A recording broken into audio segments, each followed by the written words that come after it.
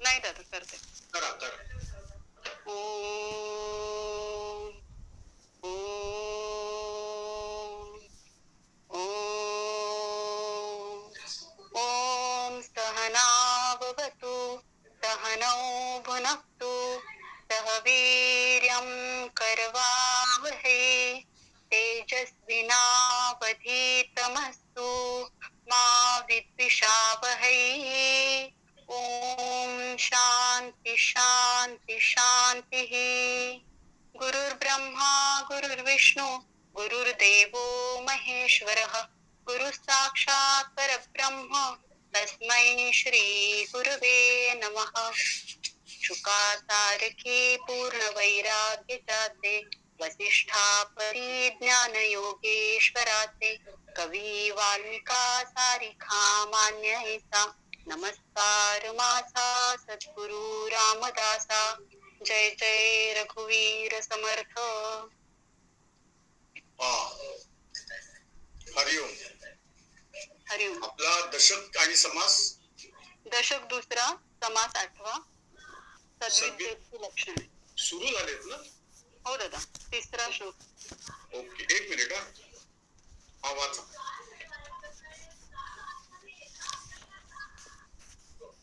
वाचा. हा वाच. दोन झालेले त्याच्यातले परम सुंदर आणि चतुर, परम सबळ आणि धीर, परम संपन्न आणि उदार, अतिशयसी. आता सुंदर या शब्दाचा अर्थ तर सुंदरच होऊ शकतो. म्हणजे पण इथं यांनी काय लिहिले बघूया तिसऱ्या श्लोकात. मुख्य म्हणजे सॉरी तिसरा वाचला ना तू? हो तिसरा तिसरा. नाही चौथा वाचला. ऍक्च्युली तिसरा वेगळा आहे. भाविक सात्विक प्रेमळ तो आहे. पण तो झाला ना? पण झालाय ना? नाही दोनच झाले होते. अच्छा तिसऱ्या पासून घ्यायचंय. ठीक आहे तिसरा वाचा. तिसरा वाचा. भाविक सात्विक प्रेमळ, शांती क्षमा दयाशीळ, लीन तत्पर केवळ, अमृत वचनी. आता आपण लक्षात काय घ्यायचं की याच्या आधीचा जो समास होता तो सत्वगुणी आहे. सत्वगुणाबद्दल आहे. दशक दुसऱ्याची सुरुवात मूर्ख लक्षणाने झाली, मग बहुतेक कुविद्याने झाली, मग त्याच्या पुढे एक मिनिट त्याच्या पुढे पण एका ठिकाणी मला वाटतं एक मिनिट कुविद्या लक्षण झालं तिसरं. उत्तम लक्षण दुसरं होतं. म्हणजे असं करू नये, मूर्खपणासारखी जी वचनं आहेत किंवा वागणे आहेत, ऍटिट्यूड आहेत ते वागू नये म्हणजे उत्तम लक्षण. मग कुविद्या लक्षण झालं म्हणजे दुर्गुणांचा अभिमान बाळगणे. मग त्याच्यात काय झालं, एवढं सगळं ऐकल्यानंतर आपण इंट्रोडक्शन ऐकलं होतं की त्या माणसाला असं लक्षात आलं की आपण जन्म वाया घालवला, जे करायचे ते केलंच नाही, म्हणून त्याच्या मनात भक्तीबद्दल एक भावना निर्माण झाली. तिथं आलं भक्ती निरूपण. पण त्याच्यानंतर असा विषय आहे की मूर्ख लक्षणं किंवा आणखी कुठली लक्षणं कशामुळे असतात माणसाच्या अंतरंगात. तर मग तिथं गुणांचा विषय सुरू झाला की आपले गुणच आपल्याला त्या त्या पद्धतीने वागायला लावतात. मग रजुगुण सांगितला की ज्याच्यामध्ये माणसाला पुनरावृत्ती, जन्म मरण आणि जन्म मरण अशी पण पुनरावृत्ती, आणि कर्म केल्याशिवाय भूक भागत नाही त्यामुळे कर्माची पण पुनरावृत्ती अटळ आहे. पण हा जरा नॉर्मल आहे. माझंही तळपट झालं तुझंही झालं तरी चालेल असे ते तमोगुण. त्याच्यानंतर आपण ऐकला सत्वगुण की जो अतिशय श्रेष्ठ आहे आणि परमार्थामध्ये आम्हाला तारक आहे. मग तिथून आपण आता आलो की सद्विद्या म्हणजे सत्वगुणाचा माणूस सद्विद्येचा असतो असं लक्षात घ्यायचं. मग त्यामुळे भाविक सात्विक प्रेमळ त्याचा देवावरती भाव आहे, म्हणजे देव आहे याच्यावरती त्याचा विश्वास आहे. आता असं असल्यामुळे त्याच्या चित्तामध्ये जास्ती करून काय आहे, अर्थातच देवाबद्दल प्रेम आहे आणि सॉरी सत्वगुण आहे. आणि मग तो प्रेमळ आहे, म्हणजे स्वतःहून कुणाला त्रास द्यायला जाणार नाही. शांती. मग आता काय आहे की ज्याच्या वासना जरा त्याच्या ताब्यात आहेत, आवाक्यात आहेत, कारण त्याचं लक्ष आता दुसरीकडे लागलं, मग त्याच्यापाशी शांती आहे, मग त्याला लोकांना समजावून घेण्यासाठी वेळ पण आहे, मग तो क्षमा करू शकतो. दयाशीळ. क्षमा चुकीबद्दल केली जाते, दुसऱ्याने आपल्याबद्दल केली असेल तर क्षमा. आणि दया म्हणजे कोणी निडी असेल, अडचणीत सापडला असेल तर त्याच्यावरती जे केली जाते भावना किंवा मदत, त्याला दयाशील म्हणतात. लीन तत्पर केवळ, तो आपल्या सद्गुरूशी किंवा ईश्वराबरोबर आता एकरूप झालाय. म्हणजे काय, what they want to say I will try to do. म्हणजे कुणाला तरी मी म्हणत होतो, राजी है हम जिसमें रजा है तेरी. मग तो लीन आहे, तत्पर आहे. ज्याला प्रेम असतं ना, तो सावकाश, नंतर ऑप्शन, उद्या बघू अशा लेवलला नसतो, तत्पर असतो. हा.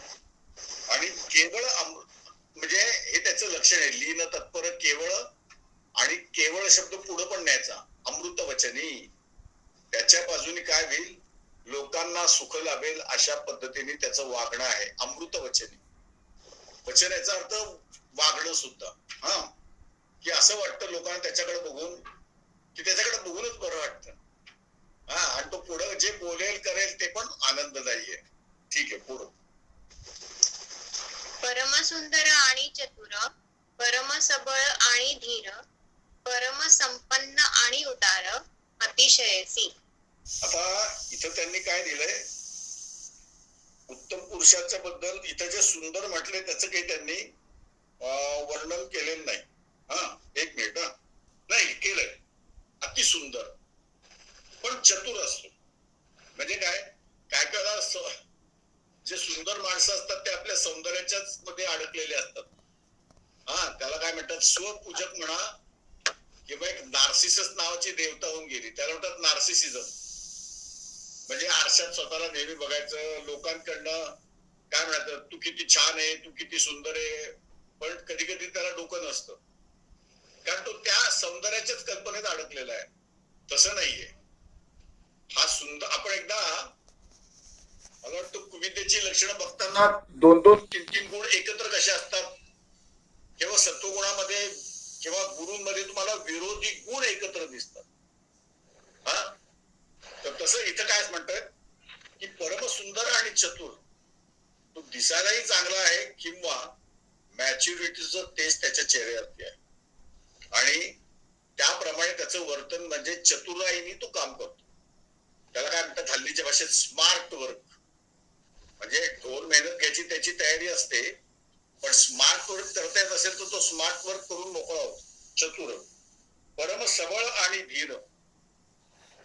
काही काही लोक ताकदवान असतात, टिल दे आर चॅलेंज्ड. असं ज्ञानेश्वरीमध्ये अर्जुन कौरवांचं वर्णन करतो.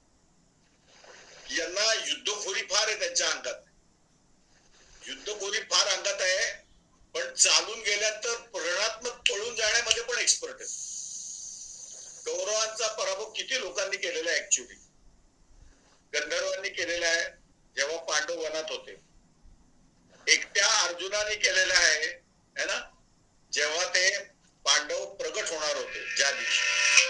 म्हणजे म्हणण्याचा अर्थ काय, ते सबळ आहेत, तर ते धीर, म्हणजे त्यांच्यामध्ये धैर्य दिसत नाही काही वेळेला. याच्यात तसं नाहीये, अंगात शक्ती आहे, अँड ही कॅन, काय म्हणतात त्याला, ही कॅन, काय म्हणतात त्याला, ही कॅन विथस्टँड, तो सहन करू शकतो. परम सबळ आणि धीर, जसे आपले संभाजी महाराज होते, किंवा जे सत्पुरुष असतात, शिवाजी महाराज पण होते. परम सबळ आणि धीर, परम संपन्न आणि उदार. एका ठिकाणी हे अशा टाईपचे येऊन गेले, समर्थपणे उदार, असं मला वाटतं संतांपाशी किंवा आपण असं कुठेतरी तो समाज वाचताना ऐकलंय. इथं तसं म्हणतात ते परम संपन्न आणि उदार. माझ्यापाशी आलेला पैसा योग्य ठिकाणी जाणार असेल तर ते आनाकानी करत नाही. 1500 कोटी डॉलर देऊन टाकले ना, डॉलर किंवा रुपये. मग काय झालं, पण काय कायला मिलिटरी उदार असतो पण त्याच्या खिशात पैसे.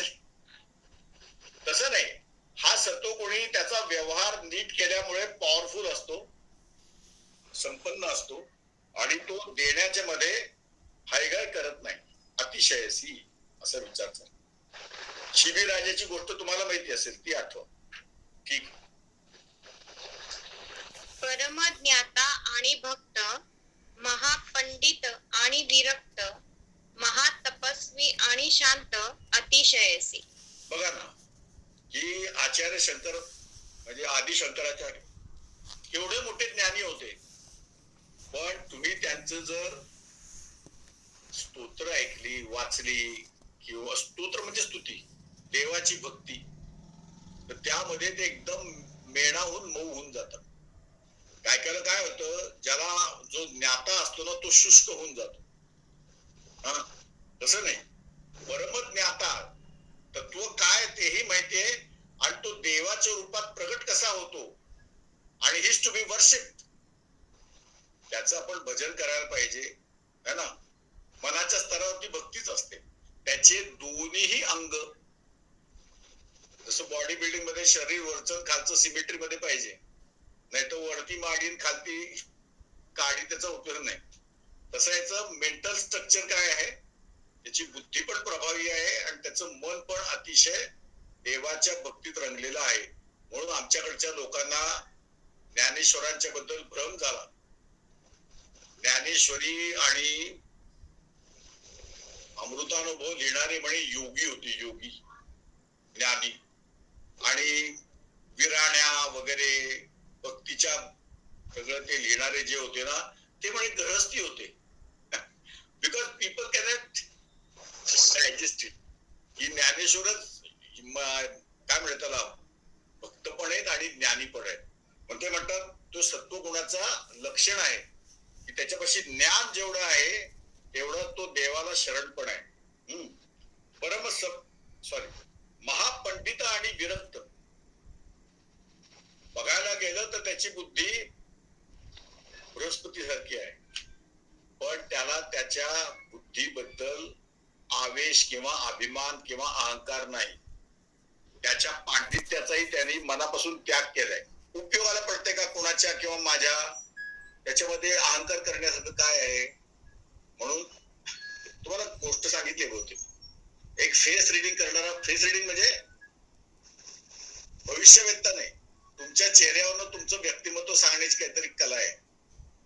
आणि तो फार वर्षापूर्वी टिळक स्मारक मध्ये कार्यक्रम झाला होता, मी फक्त ऐकला होता, वसंत व्याख्यान मला असं. तर त्यांनी सगळं फेस रिडिंगचं की शरीराच्या ठेवणीबद्दल सगळं सांगून झाल्यानंतर that you can project how a person could be or is. तर तो म्हटला कोणाला प्रश्न विचारायचे का. एक प्रज्ञा पिसोळकर जी आता निगडीमध्ये जिम चालवते, लिमय आडनाव होतं, ती उभी राहिली तिथे. ती फार अपफ्रंट होती, आजही असेल. ती सांगा बघू माझ्या चेहऱ्याकडे बघून मी कशी आहे. तो फेस रिडिंग करणारा माणूस म्हटला अर्थातच तुम्ही खूपच हुशार आणि स्मार्ट आहात. ती काय म्हटली, मी अगदीच मूर्ख मुलगी आहे. आता काय झालं, तो महापंडित होता, म्हणजे त्याच्या शास्त्रात शहाणा होता, पण काय झालं विरक्त नव्हता. म्हणजे मी असेसमेंट केल्यानंतर एवढा विरोध, आणि ज्याच्याबद्दल मी चांगलं बोललोय खरं म्हणजे तो पण विरोध कसा करू शकतो, त्यामुळे त्याचा चेहरा पडला. म्हणजे काय झालं, he was very much attach to his knowledge. त्याचं उत्तर काय असू शकतं, ज्याच्यापाशी नंतर सुचतात बरं का, मलाही नंतर सुचलेलं आहे, आई वेळेला काय होईल माहित नाही. त्यांनी उत्तर काय द्यायला पाहिजे होतं, ज्याला आपल्या मूर्खपणाची जाणीव झाली, he is the wisest person around and that's what I told you. पण आपल्या ज्ञानामध्ये विनाकारण अटॅच झाल्यामुळे ते उत्तर देऊ नाही शकला. See, all these knowledges are facilities, use it. Why you want to take pride in it. तर तो सत्वगुण माणूस जो असतो ना तो त्याच्यात अहंकार नाही घेत. आणि महातपस्वी, आता तुम्हाला सगळे काय म्हणत त्याला, विश्वामित्र, दुर्वास सगळे आठवतील. ते कसे आहेत, महातपस्वी आहेत पण क्रोधी आहेत. पण वसिष्ठाबद्दल काय म्हटलंय की तो महातपस्वी पण आहे आणि शांत आहे, म्हणून त्याला ब्रह्मविद अशी संज्ञा आहे किंवा ब्रह्मर्षी अशी संज्ञा आहे का, तर तो महातपस्वी पण आहे आणि त्याचं मन शांत झालंय. तपामुळे काय व्हायला पाहिजे, हे बघा, तपश्चर्या म्हणजे कुठलीही गोष्ट परत परत करणे. अभ्यास, जसा आपल्याला त्रास होतो, तापतो आपण, अभ्यास करतो. आमचा मुलगा आहे किंवा आणखीन एक कोणी आहे, 10 मिनिटं पुस्तक वाचलं की तो उठून पाणी पिणार, चहा पिणार किंवा काय असेल ते. म्हणजे काय झालं ते जास्त, तर तो खूप माझ्यापेक्षा शिकला, 2.5 डिग्र्या जास्त आहेत त्याच्याकडे माझ्यापेक्षा, 2.5 पट. पण काय झालं, ती तपश्चर्या त्रास देते आणि ती मनाला थोडं अशांत करते. पण ज्याला आपल्या तपश्चर्याचं उद्दिष्ट माहितीये, ही तपश्चर्या कन्वर्ट कशात झाली पाहिजे ते माहितीये, मग त्या तपश्चर्याचा त्याला त्रास नाही होत. उलट तो म्हणतो जेवढं मी करीन तेवढं सुखच आहे, अशा रीतीने तो शांत असतो बरं का. आणि अतिशय म्हणजे he takes everything in is straight. Anyway पुढं. वक्ता आणि नैराश्यता, सर्वज्ञ आणि सादरता, श्रेष्ठ आणि नम्रता, सर्वत्रांसी. हे कदाचित माझ्यासाठी पण ऑटो सजेशन आहे. वक्ता आणि नैराश्यता. He can speak very well if others want it. आपलं माणसं सापडली, काय क्राऊड सापडला की बोलायला सुरुवात झाली. नो. नैराश्यता याचा अर्थ तो त्याच्या वक्तृत्वावरती अवलंबून नाहीये. वेदर अदर्स वांट इट, म्हणजे मगाशीच म्हटलं, त्यांनी म्हटलं ते विरक्त ना, महापंडित आणि विरक्त. तर आपल्या बोलण्याचं कुणाला हवं आहे का, कुणाला गरज आहे का, त्यांनी विचारलंय का, तरच तो बोलतो, नाही तर बोलत नाही. आपले तुकडोजी महाराज पण म्हणतात, उपदेशाचे काम नसे तेथे वाचा मौन बरी. कितीही अक्कल असली तरी ग्राहक समोर असला तर बोलण्यात मजा आहे. मग ते म्हणतात वक्ता आणि नैराश्यता, सर्वज्ञ आणि सादरता. आता मी कुणाशी तरी बोलत होतो, all of us are carrying their biodata and they want to blow the trumpet about it. म्हणजे काय, हे बघा, आता तुमचा बायोडेटा समजा नोकरीतला आहे, तर तो नोकरीत उपयोग आहे, त्याच्यात तुम्हाला आणखीन अनुभव आला तर it will be added to your biodata, है ना. पण तुम्ही घरात येऊन असं म्हणणार का मी जनरल मॅनेजर, ती म्हणजे गप्प बसा, तुमचे सगळे अफेअर मी मॅनेज करते. त्यामुळे तुमचा बायोडेटा वापरायचा कुठं आणि कॅरी कुठं नाही करायचं हे कळलं पाहिजे की नाही. मग ते काय म्हणतात, सर्वज्ञ आहे पण आदरपूर्वक बोलतो. म्हणजे काय, हल्लीच्या भाषेत he doesn't carry his baggage along with him, so it's very easy and he feels free to mingle with the people without having any air about him. ठीक आहे, काल बहुतेक मी इंग्लिश मध्ये बडबडल्याचा माझ्यावरती परिणाम झाला असेल.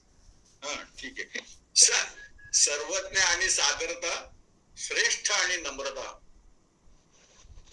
अतिशय श्रेष्ठ आहे. आता आपल्या गुरुदेवांचाच फोटो आला होता एकदा. आता गुरुदेव श्रेष्ठ आहेतच, पण ते नित्यानंद बाबांच्या पायाशी बसलेत आणि त्यांना नमस्कार करतायत असा फोटो आहे. आपण पण म्हणतो विद्या विनयेन शोभते, ज्या झाडाला फळ जास्त ते झाड वाकलेलं असतं.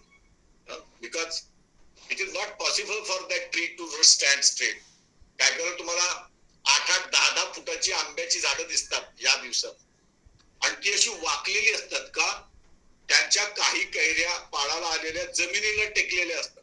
आता त्या झाडामध्ये ताकद नाहीये का, म्हणजे एक उदाहरण, आय एम ट्राईंग टू पर्सॉनिफाय. पण जेवढं त्याच्यात फळं त्याच्या पाशी आहेत तेवढा तो विनम्र आहे. त्यामध्ये म्हणतात श्रेष्ठ आणि नम्रता अतिशय. ठीक आहे. राजा आणि धार्मिक, शूर आणि विवेक, तारुण्य आणि नेमक, अतिशयसी. ते काय म्हणतात, राजा ज्याला पॉवर आहे त्याला हळूहळू वाटायला लागतं की पॉवर हाच नियम आहे, विच इज व्हेरी रॉंग. मग अशा राजाचं काही खरं नाही. आणि धार्मिकचे 2 अर्थ होतात. रूल प्रमाणे चालतोय की नाही, तू राजा अस नाही तर कोणी अस, are you having your own rules for you, असा एक अर्थ आहे. आणि ज्या धर्माचा तो आहे त्याचा अर्थातच तो पालन करणारा असला पाहिजे. है ना. आमच्याकडे तोच प्रॉब्लेम आहे आतापर्यंत. एक तर जे कोणी होते त्यांना धर्म नव्हते आणि उगाचच बाकीच्यांना नमस्कार करत होते. एनिवे, आणि ते रूल पाहत होते की नाही माहित नाही, मी आता याच्यात जास्त डिटेल जाऊ इच्छित नाही. राजा आणि धार्मिक, आपल्याकडे देवे म्हणतात बघा, देवे म्हणजे प्रार्थना झाल्यानंतर. चिन्मय मिशन मध्ये पण तसे देवे आहेत. आपणही ऐकले असेल, राजा धार्मिको विनयी भवतु किंवा विजयी विनयी भवतु. म्हणजे काय झालं, राजा धार्मिक पण असला पाहिजे, पॉवरफुल पण असला पाहिजे आणि विनयी पण असला पाहिजे. म्हणून ते म्हणतात धर्म आहे ना, ज्याला धर्म कळला तो राजा तसा असणार. शूर आणि विवेक. आता एक लक्षात घ्या की वेडात दौडले वीर मराठी सात असं काहीतरी गाणं आहे. वेडात मराठी वीर दौडले सात. हा, तर काय विषय चाललाय की ते शूर नव्हते असं नाही, उलट हजारो सैन्यावरती 7 जणांनी चालून जाणं आणि सुदैवाने ते सगळ्या जातीतले होते. नशिबात मुसलमान पण होते त्याच्यात 7 जणांना, बर का. एका ध्येयाने भारलेले आहेत. काय की राजांनी पत्र लिहिलं होतं की तुम्ही, मला वाटतं, बेहलोल खानाला का सोडला, सला काय निमित्त केला. तुम्हाला बरेच दिवस सला म्हणजे सुलह, बर. तुम्हाला कोणी सांगितलं होतं अशा दुष्ट माणसाबरोबर तह करायला परस्पर. व्हॉट वॉज द नीड, है ना. आणि बेहलोल खानास गर्दीस मिळवल्याशिवाय तोंड दाखवू नये. इन्स्ट्रक्शन कम्प्लीट आहे की नाही.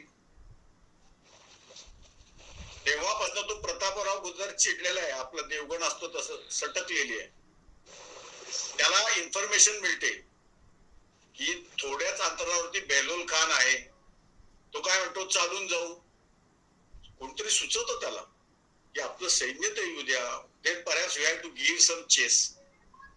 पण त्याचं डोकं फिरलेलं आहे, तापलेला आहे, तो शूर आहे आणि ते सगळे पतंगासारखे जळून मरतात.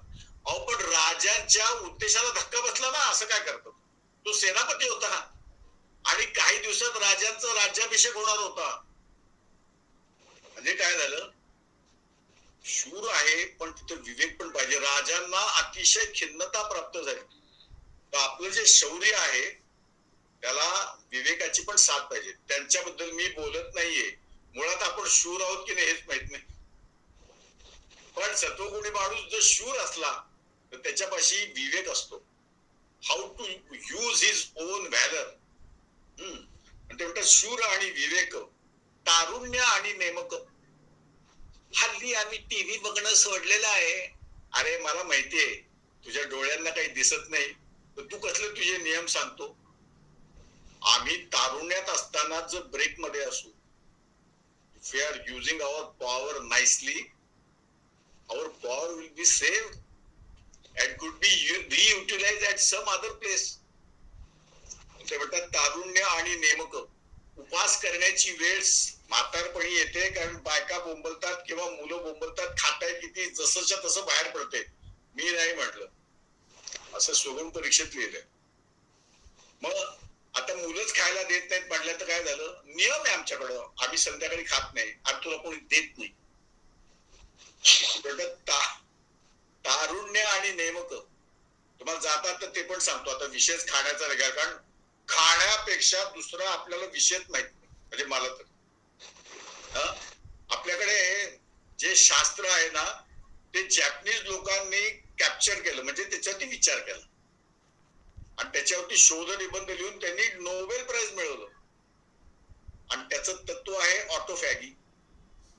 ऑटोफॅगी आपल्याकडं योगशास्त्रात जे लिहिलंय ना, भुकेने भुकेलाच खायचं. तर आपण हा दात काढून असतो, कारण आपल्याला भूकही माहित नाही आणि भूक म्हणजे खरी भूक काय असते ते माहित नाही. We feel like eating, so we are eating. भुकेने भूकच खायची, त्याचं त्यांनी उदाहरण सांगितलं, म्हणजे तत्व. When I don't eat, not always, once in a day, especially if I am old, पण त्याची सवय मला तारुण्यात लावायला लागते तर ती टिकते. तर काय होतं, आमच्या पोटांमध्ये रस तयार होतात, पॉवर तयार होतात, पण there is nothing to eat because you are not eaten a thing. मग काय होतं, ती शक्ती वेस्ट नाही जात आणि समजून उमजून करायचंय, लक्ष ठेवून करायचंय. हा, लोक म्हणतात त्यांचं काय ऍसिड वाढतं, ते मी काय त्याच्यात पडू इच्छित नाही. तुम्ही ते करावं असं नाही, पण ते तत्व काय सांगतो ते सांगतो. मग ती शक्ती माझी कोलेस्ट्रॉल नको असलेलं आणि माझी नको असलेली शुगर खायला लागते. It has to be provided something. तुम्ही बाहेरनं काही आत घातलं नाही, ते आतल्या गोष्टींचा नाश करत, नको असलेल्या गोष्टींचा नाश करत. एवढं साधं प्रिन्सिपल आहे. 40 वर्षाच्या लोकांनी हे अनुभवून बघायला हरकत नाही. ते काय म्हणतात, आता फक्त जेवणाचाच विषय नाही, तारुण्य आणि नेमक जे जे काही आमच्या समोर भोग येतील ते भोगायची किती आणि का, त्याच्यातलं प्राप्त काय होते असं काय आपण विचार नाही करत, है ना. आम्हाला करोना कमी झाला की असे सुटतात रस्त्याने की आता अशी वेळ आली की रस्त्यावरती चिटपा करू नये. स्वातंत्र्याच्या वेळेला जो सावध असतो तो पारतंत्र्यात येईल कशाला. पण ते म्हणतात तारुण्य आणि नेमक. तो तरुण आहे म्हणूनच त्याला उलट नियमाने चालणार त्याला झेपेल. विवेकानंदांना कोणतरी त्यांच्या भारत भ्रमणाबद्दल विचारलं 2.5-3 वर्षाच्या. विवेकानंद म्हणले एवढा काही त्रास नाही झाला, पण बऱ्याच वेळेला 2-2, 3-3 दिवस जेवण मिळायचं नाही. चालतोय बाबा आणि जेवण नाही, पण त्याला निपतंय. हा, आयुष्य फारच अनियमित झाल्यामुळे आणि लहानपणापासून ज्युव्हेनाईल शुगर असल्यामुळे त्यांचे बाकीचे रोग वाढले आणि ते तपासायला त्यावेळेला कोणी नव्हतं. जेव्हा तो वाढलेल्या अवस्थेत होता तो शुगर वाढणे बाकीच्या ठिकाणी परिणाम करतो. त्यांचा डोळा पण गेला होता, एक डोळा गेला होता. पण म्हणण्याचा अर्थ काय झाला, हे धडाडीने तोंड देणं. तुम्ही तेच करता. ऑफिसमध्ये प्रोएक्टिव्ह असता, 10 तासाच्या ऐवजी 12 तास काम करता, तुमची पदोन्नती होते, पगार वाढू शकतो आणि तुमची प्रॉव्हिडंट फंड वाढू शकतो. सो जो तरुणपणात नियमाने राहिला तो म्हातारपणी चांगल्या रीतीने प्रोव्हाइड फॉर होतो. एवढं सुद्धा लक्षात ठेवायला हरकत नाही. नाही तर काय होतं, हे सगळं सत्वगुण वगैरे वाचून आम्ही म्हणतो आपलं काही काम नाही, बापरे मग कुणाचं काम. म्हणून आपण आपल्या स्तरावरती पण समजून घेऊ शकतो. ठीक आहे, पुढं. वृद्धाचारी कुळाचारी, युक्ताहारी निर्विकारी, धन्वंतरी परोपकारी, पद्महस्ती.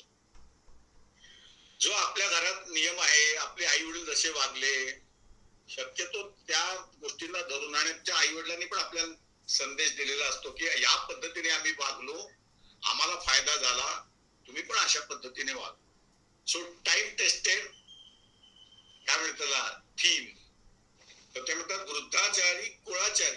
हे बघा, ज्या कुळात आम्ही आलो, आता आपण काय आहोत, आस्तिक्य बुद्धीचे आहोत. मग कुळाचारी म्हणजे काय, मला आमची देवता कुठली तर किती लोकांना सांगता नाही येणार. हा, लक्ष्मी केशव समजा, नशीब माहितीये. पण जेव्हा काही आयुष्यातल्या महत्वाच्या घटना असतात तेव्हा त्या देवाला जायचं असतं. एवढं सिंपल कुळाचार आहे ना. मग घरातले काही ट्रॅडिशन मधले काय म्हणतात त्याला, तुमचे उत्सव असतात, खंडेनवमी आहे, आणखीन काय काय आहे, करायला पाहिजे. त्याचं कारण आता सांगतो की त्या कुलदेवतेच्या कृपेमुळे तुम्हाला त्या कुळात जन्म मिळाला. आता मग ते जया भादुरी अभिमान मध्ये म्हणते मानातो ईश्वर नाही तो पत्थर. पण आता ईश्वर मानतोय. मग काय झालं, वृद्धाचारी कुळाचारी युक्ताहारी. आपल्या भगवद्गीतेमध्ये बहुतेक 6व्या अध्यायात आहे, युक्ताहार विहारस्य युक्त कर्मस्य चेष्टसु. पूर्णपणे आरोग्याचा विषय दिलाय. हे काही नवीन नाहीये, कमीत कमी 5000 वर्षापूर्वीचं ज्ञान आहे. युक्ताहार विहारस्य युक्त कर्मस्य चेष्टसु. माझा विहार म्हणजे जीवनाची शैली जशी आहे त्या धरून जेवण जेवायचं. उगाच मटण मिटण खायचं नाही. आपण सैनिक नाही, आपण क्षत्रिय नाही, आपण खडी फोडत नाही, आपल्याला त्या अन्नाची गरज नाही. युक्ताहार विहारस्य युक्त कर्मस्य चेष्टसु. आणि मग काय करायचं, ज्यामुळे आमची मानसिक शांती भंगणार नाही. म्हणजे मी नोकरीला जायचं तर नोकरीला जायचं, सिनेमाला कशाला जायचं, पण जायचं तर कॅज्युअल लीव्ह तरी टाका. युक्त आहार विहारस्य युक्त कर्मस्य चेष्टसु, त्याच्यामध्ये गुंतवायचं.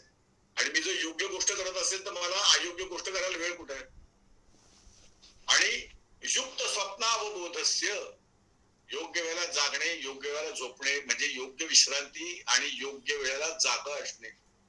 युक्त स्वप्नावबोधस्य, स्वप्न म्हणजे झोपणे, अवबोधस्य त्यातनं जागा होणं. योगो भवती दुःख, हा एवढ्या गोष्टी जरी आम्ही म्हणजे आमचा योग त्याच्याशी झाला तर बरेचसे आधी व्याधी, म्हणजे व्याधी शरीराची आणि आधी मनाची, मानसिक रोग नष्ट होतील. मग त्यांनी लगेच टाकून दिले इथं. काय टाकून दिलं म्हणजे उल्लेख केला युक्त आहारी. मग निर्विकारी. निर्विकारी म्हणजे काय, तुम्हाला साधी गोष्ट सांगतो. एक आमचा आसिम मिश्रा म्हणून एक मित्र होता. तो मिस्टर इंडियाला वगैरे चांगला लागला. तो सतत व्यायाम करत होता. तो आपल्या घरातनं 2 डबे घेऊन यायचा सकाळी. त्याचे वडील डिफेन्स म्हणजे एनडीए मध्ये होते. आई त्याला 2 डबे करून द्यायचे. तो सकाळी व्यायामशाळेत आला की कॉलेजला जाण्याच्या आधी 8:30 वाजता तिथंच बाजूला ब्रेकफास्ट करायचा किंवा खायचा. मग ज्या कुठल्या कॉलेजमध्ये बहुतेक सायन्स, आणि मग दुपारी 12-1 वाजेपर्यंत सगळं झालं की तिथं जेवायचं. संध्याकाळी परत व्यायामाला यायचं. जसं माझं उद्दिष्ट आहे, आणि तुम्हाला सांगतो सरांनी सांगितलेलाच व्यायाम करायचा. जमतंय म्हणून सगळं नाही करायचं. Because that will not give you the necessary result, desire result. ते काय म्हणतात, त्यामुळे त्याला काही ऑफर झालं बाकीच्या, ये ना असीम आमच्या बरोबर जरा 2 हात हे पण करून घे. निर्विकार. माझं योग्य गोष्ट मी केली की बाकीच्या ठिकाणी फशी पडायची गरज नाही. हा, आणि पुढे सांगतायत धन्वंतरी परोपकारी. आता बघा ना, हा ज्याने कॅपिटेशन फी म्हणतात का काय माहित नाही, 50 लाख रुपये तुम्ही जर डॉक्टर की व्हायला दिले, याचाच अर्थ तुम्ही नीट पास झालेले नाही आहात इन द फर्स्ट प्लेस, असं मला वाटतं. 50 लाख रुपयानंतर कॅपिटेशन फी कशाला द्यायला लागते. पण समजा चांगले पास झालेत पण ओपन कॅटेगरीत जागा नाही मिळाली म्हणून आम्ही 50 लाख रुपये भरले. तुम्ही कल्पना करा, डॉक्टर होऊन बाहेर आल्यानंतर परत तुम्हाला एस्टॅब्लिशमेंट पाहिजे, कमीत कमी क्लिनिक पाहिजे. येणाऱ्या माणसाकडे तुम्ही काय म्हणून बघाल, बकरा आला म्हणूनच म्हणाल, विच इज नॉट अननॅचरल. पण धन्वंतरी परोपकारी, तो डॉक्टर आहे, निष्णात तज्ञ आहे, पण लोकांना काही वेळेला मदत करतो. आमचा एक गोसावी नावाचा मित्र आहे, गोसावी समाजातलाच आहे, की ज्यांची पालं ठिकठिकाणी पडतात. त्यातनं तो आमच्या शाळेमध्ये आला, शासकीय विद्यानिकेतन, चांगल्या मार्काने पास झाला, डॉक्टर झाला. मग त्याला त्याच्या पद्धतीने जी औषधं देता आली, कारण काही काही औषधं गरिबांना खरेदी नाही करतायत, त्यांनी डोकं लावलं. किंवा काय काय त्यांना नमुना म्हणून औषधं मिळतात, फ्री वाटली, त्याचे पैसे नाही केले, किंवा अनेक पद्धतीने लोकांना मदत केली. ते म्हणतात धन्वंतरी परोपकारी पद्महस्ती. पद्महस्ती हा याचा अर्थ ज्याचा हात देता आहे, देणारा आहे. तुम्ही नक्की समजा की तो सत्वगुणी आहे. हा, म्हणजे आमच्यात असं आलं तर मी सत्वगुणी असं समजायचं. ठीक आहे, पुढं. कारण नुसतं 3rd पर्सन सिंग्युलर मध्ये वाचून काहीही उपयोग होणार नाही. Because it is for us. असे गुण जर दिसायला लागले तर आपण समजायचं we are on right path. ठीक आहे, पुढं. कार्यकर्ता निराभिमानी, गायक आणि वैष्णवजनी, वैभव आणि भगवतजनी अत्यादरे. वैभव आणि भगवत भजनी अत्यादरे. तर ते काय म्हणतात, कार्यकर्ता म्हणजे काय, हो तुम्ही आत्ता आलाय, ते आम्ही चिन्मय मिशन मध्ये 43 वर्षापासून आहोत. त्याच्या आधीच आमचं चिन्मयानंदांशी परिचय आमच्या काकुनी, म्हणजे अख्खा बायोडेटा डोक्यात आहे बरं का. आणि तुम्ही काय हल्ली आलेले लोक म्हणून बऱ्याचशा संस्थांमध्ये पूर्वीचे हल्लीचे यांची भांडणं असतात. मी इथं काय करायला आलेलो आहे हे ज्याला नक्की माहिती आहे ना, तो अभिमान धरत नाही, चुकीचा अभिमान अजिबात धरत नाही. साधी गोष्ट आहे, मी कॉलेजमध्ये शिकायला गेलो हे मला नक्कीच माहित नव्हतं, त्यामुळे मी मी बाकीच्या गोष्टींमध्ये टी शर्ट घालणे, सिगरेट फुंकणे, सिगरेट मी रोज पित नव्हतो, पण म्हणजे म्हणण्याचा अर्थ काय, अभ्यास सोडून सगळ्या गोष्टीमध्ये प्राईड. ज्याचं लक्ष फोकस्ड आहे ना कार्यकर्त्याचं, तो साहजिकच निर्भिमानी असतो. आणि असं जर दोन्ही कॉम्बिनेशन एका ठिकाणी असलं तर ते सत्वगुण आहे. ठीक आहे. सॉरी, गायक आणि वैष्णवजनी. माझे गुरुजी होते ना, ते अभंग वाणी या कार्यक्रमाला तो गायक अभंगाचा वाणी आहे असं म्हणायचे. म्हणजे काय, आता ठीक आहे, तो प्रोफेशनल आहे, so he is putting some tickets for his programme. हे चुकीचं नाही, कारण त्याचं पोटच त्याच्यावरती आहे. पण इकडे काय सांगितलं, गायक आणि वैष्णवजनी, तो जे गातो आहे तो ते वैष्णव आहे म्हणून गातोय. कोणाचं लक्ष द्यावं, कोणी ऍप्रिशिएट सुद्धा करावं किंवा त्याचं मोल होईल म्हणून. तुम्हाला ती हरिदासाची गोष्ट माहिती की नाही माहित नाही. हरिदासाचं गाणं एकदा चोरून शेवटी अकबराने ऐकलं आणि मग ते मोठा प्रसंग आहे, तो छान आहे. आणि मग अकबर आणखीन तानसेन परत दिल्लीला आले आणि मग अकबराने साहजिकच तानसेनाला विचारलं, अरे तुझा आणि त्याचा आवाज किती छान आहे, म्हणजे तुम्ही तुल्यबळ आहात. तुझं संगीत ज्ञान आणि तुझं गुरुचं ज्ञान जवळजवळ एकच आहे, कारण तू चांगलं पिकअप केलं. कदाचित तू तुझे स्वतःचे विचार पण मांडले त्या संगीतात. तानसेन म्हटला थँक्यू. पण पुढं काय, ते म्हटले पण तुझ्या गुरूंचं गाणं जसं अंतःकरणाला स्पर्श करतं की नाही, तुझं तसं नाही वाटत. म्हणजे we can appreciate the beauty. तो काय म्हटला माहितीये, महाराज मी तुमच्यासाठी गातो जे अर्ध्या हिंदुस्थानचे बादशाह आहेत, आणि माझे गुरु त्या बादशाहसाठी गातात की जो सगळ्यांचा बादशाह आहे. फरक आहे. ते काय म्हणतात, गायक आणि वैष्णवजनी, हा वैभव आणि भगवत भजनी. ज्याच्यापाशी तुडुंब वैभव असताना त्याची बुद्धी टिकेल असं काही नाही, पण ती पण टिकली. जसं आपल्या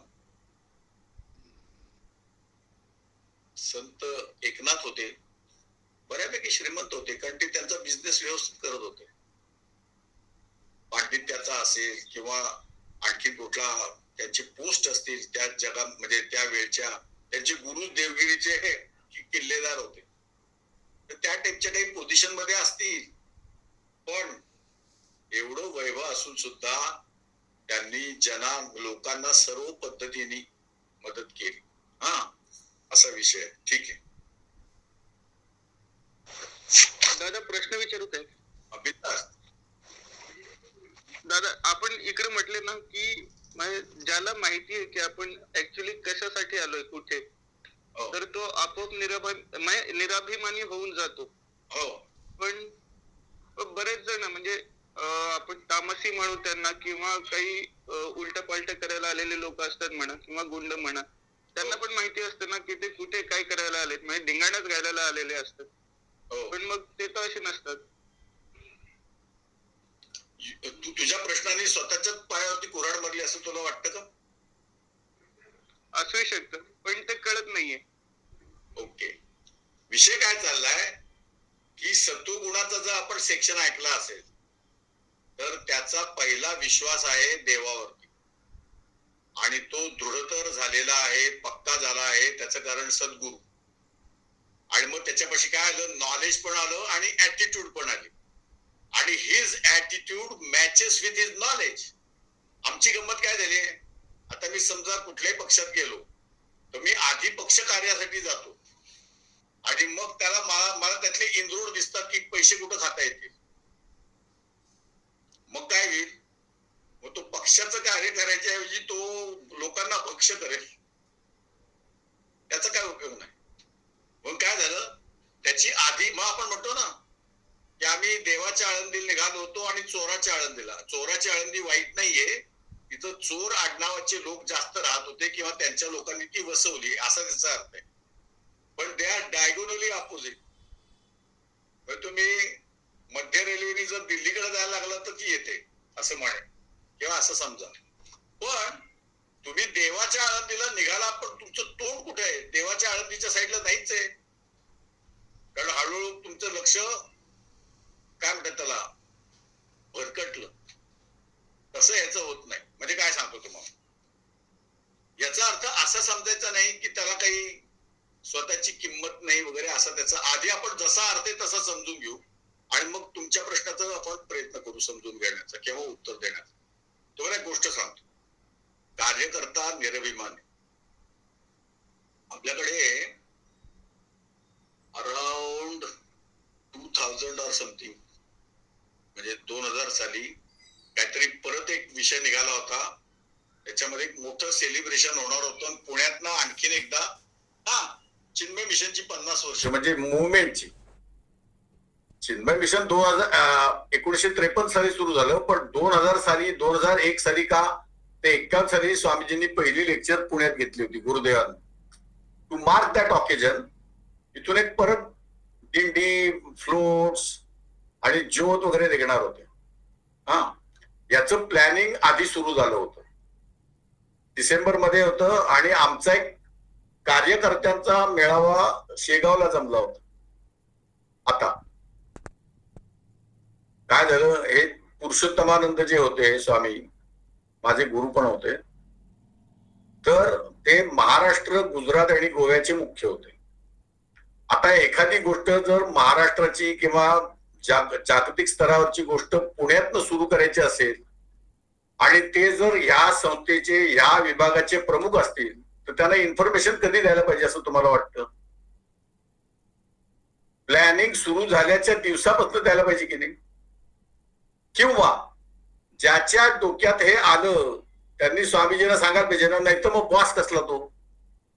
ओके, मग काय झालं की हा विषय डिस्कशनला जून महिन्यात, म्हणजे जून 24च्या आसपास बरं का, डिस्कशनला आला. कुठे?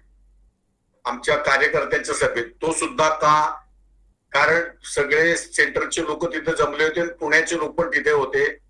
तेव्हा स्वामीजींना असं सांगण्यात आलं की तुमचा कलकत्त्याचा कार्यक्रम 2 दिवस कट करा आणि पुण्याला द्या. तुम्ही, आणि तो बोलणारा माणूस त्यांच्याकडे शिकलेला माणूस आहे बरं का. It shows that you don't care. Okay, तर स्वामीजी नाराज झाले. म्हणजे काय, उशिरा सांगितलं म्हणूनच नव्हे, त्यांचा प्री प्लॅन प्रोग्राम 2 दिवस कट करायला सांगत होते. तो सुद्धा कलकत्त्याचा. He was at the extreme end of India, was to come to Pune. म्हणजे बोलणारा इतका सहज बोलत होता. अरे पण त्यांना तिथला विषय कट करायला लागेल, तिथल्या लोकांना आधी समजावून सांगायला लागेल. पण मग त्यांनी मुळातच 5 दिवसाचा प्रोग्राम नसता घेतला का? सो बर का, आता ही झाली पार्श्वभूमी. मग काय झालं की मला असा निरोप मिळाला की स्वामीजी जरा नाराज आहेत. संत पुरुषांनी नाराज होणे असे कुठे नियम नाही. पण मग काय झालं, बिईंग पुन्हा चिन्मय मिशन सेक्रेटरी, ते फायनली काम माझ्याकडे म्हणजे चिन्मय मिशन कडे आलं. तर मी म्हणलं आयडिया, असं स्वतःलाच म्हणलं आपण आता बाकीचं काय आपल्याला माहित नाही, आपण काय त्याच्यात नव्हतो. आपण स्वामीजींना निमंत्रण देऊ from Pune Chinmaya Mission, on behalf of Chinmaya Mission. आपल्याला बाकीचं काही माहित नाही. कळल्यानंतर if you are the host, we are putting you a post, हल्लीच्या भाषेत. तर मी त्यांना म्हटलं की चिन्मय मिशन पुणे हा सगळा कार्यक्रम करत आहे, तर मी तुम्हाला हे आधीच सांगतो ठरल्या आणि तुम्हाला विनंती करणारं पत्र पाठवतो. ते म्हणले तू अजिबात याच्यात पडायचं नाही. त्याचं त्यांनी एक उदाहरण सांगितलं की चिन्मयानंद गुरु त्यांचे, ते म्हणले तू या संस्थेसाठी धावू काम करशील, जे तू करायला पाहिजे, पण याचा अर्थ असा नाही की लोकांनी तुझी मान कापायची. ऑफिशियल लेवलला जी गोष्ट ज्या पद्धतीने प्रेझेंट झाली पाहिजे तशीच झाली पाहिजे. ते म्हणजे मी का करू तिथले 2 दिवस cancel, and things can happen here without me, which is very clear. मग काय झालं, ते म्हटले तू ह्याच्यात पडू नको. Those who have mooted this plan, let them talk to me and let them decide. Then we'll decide. याचा अर्थ काय झाला, त्यांच्याकडे अभिमान आला होता का? नाही. पण त्यांचं सांगू तुम्हाला, त्यांचं सगळं वर्तन म्हणजे अहंकार कुठं दाखवायचा आहे किंवा आपली जी पत राखणी असते ना, कोणी यावर चिरडून जावं असं थोडंच असतं. पण ते निरभिमान होते. तुम्हाला आणखी एक सांगतो, बंगलोरला पहिला नॅशनल कॅम्प झाला. आता काय झालं, गुरुदेव कॅम्प घेत आहेत. स्वामीजी ऍज डिसाइडेड अराइव्ड, म्हणजे पुरुषोत्तमानं त्यांनी त्या एका पॉइंटला त्यांचं सामान देऊन टाकलं आणि तिथला माणूस म्हणला, Swamiji we are doing something for you, म्हणजे arranging room or whatever. Swamiji म्हणले ओके. जेवण झाल्यानंतर सुद्धा काही निरोप नव्हता. तिथल्या झाडाखाली असलेल्या सिमेंटच्या बाकावरती हाताची उशी करून गपचूप झोपले. कारण कार्यक्रम त्यांचा नव्हता, कार्यक्रम त्यांच्या गुरूंचा होता. तिथं जास्त टिवटिव करायची नाही, म्हणजे मी आपलं माझ्या भाषेत. इतके निरभिमानी होते, कार्यकर्ता होते. सन 1967 सालापासून 2011, आणि मी तुम्हाला गोष्ट सांगतोय ती मे बी 1996 किंवा समथिंग लाईक दॅट, किंवा 1990. पण काय झालं, एवढं काम करून सुद्धा त्याच्यामध्ये अभिमान नाही, माझा किंमत दिली नाही वगैरे काही नाही. तुम्हाला त्यांची आणखीन एक गोष्ट सांगतो. फर्स्ट लेटेस्ट नो कार्यकर्ता आणि निरभिमानी काय, आणि तसं असलं तर सत्व आणि बाकीचे सगळे चंगी गुणी. We don't have to follow them for that matter.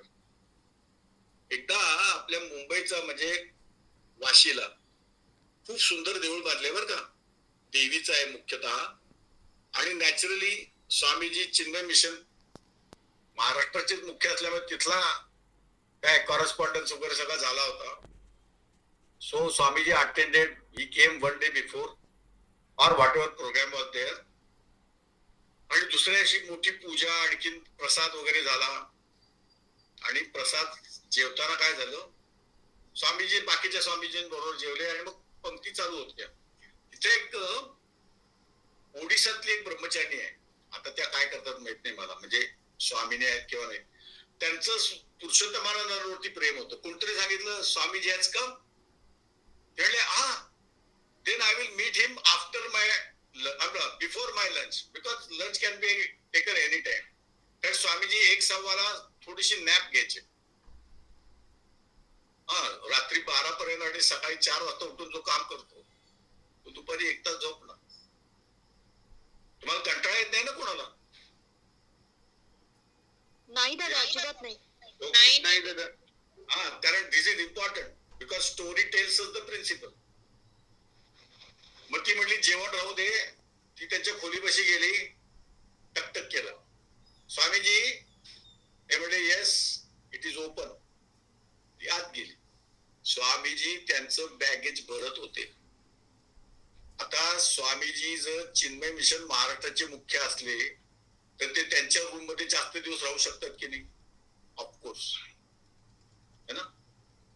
Swamiji you are packing immediately. ते काय म्हणले, दूसरों ने लात मारने के पहले वहां से निकल जाना चाहिए. So he is keeping his pride also and allowing others to function on their own. एवढा मोठा विवेक आहे तो. म्हणून त्यात कार्यकर्ता असलं तरी he doesn't wear that on his chest की how much work and how many years I am doing. No. जे येत गेलं है ना, ते मी करत गेलो आणि गुरुच्या आदेशाप्रमाणे. आपला विषय तोच चाललाय. त्यामुळे गुंड कुंड जे असतात ना, ते मग एकमेकांना संपवतात. ते आता संपवतीलच, कारण 37, 43, 36 जास्त दिवस एकत्र राहू शकत नाही. They will eat us each other. They are already doing it. फक्त हा करोना आलाय म्हणून ते जरा थांबलेत. तुझा विषय तुला पटला का, कळला का, काही सांगायची गरज नाही ना कोणाला? नाही दादा, बरोबर आहे, कळलं. ओके सर, पुढे चला. तत्वज्ञ आणि उदासीन, बहुश्रुत आणि सज्जन, मंत्री आणि सगुण, नीतिवंत. आता थोडस तेच सांगितलंय. तत्वज्ञ ही अंडरस्टँड्स, पण त्या थॉट प्रोसेस बद्दल तो प्राईड घेत नाहीये. Just it happen that with गुरुज आदेश अँड उपदेश I followed and I got it. There is nothing, something great about it. है ना, असा तो विषय. म्हणतो म्हणतात तत्वज्ञ आणि उदासीन, बहुश्रुत आणि सज्जन हे फार वेळा कमी असतं. तुम्ही काय आम्हाला सांगताय, आम्ही बरेच वक्ते कोळून पेलेत. बापरे, तुम्ही वक्त्यांना कोळून पिता वाटतं. Very good. तर आम्ही किती लोकांना ऐकलं याचाच एक अहंकार असू शकतो. आणि अहंकारी माणूस सज्जन कसा असेल? So he has learned so many things or listened to so many people. बहुश्रुतचा अर्थ पण तो आहे. किंवा एकच गुरुकडनं पण भरपूर ऐकलेलं आहे, पण त्याचा त्याला अंतःकरणामध्ये काय आहे, अहंकार नाही, हाच विषय चालला. आणि त्यामुळे तो सज्जन आहे.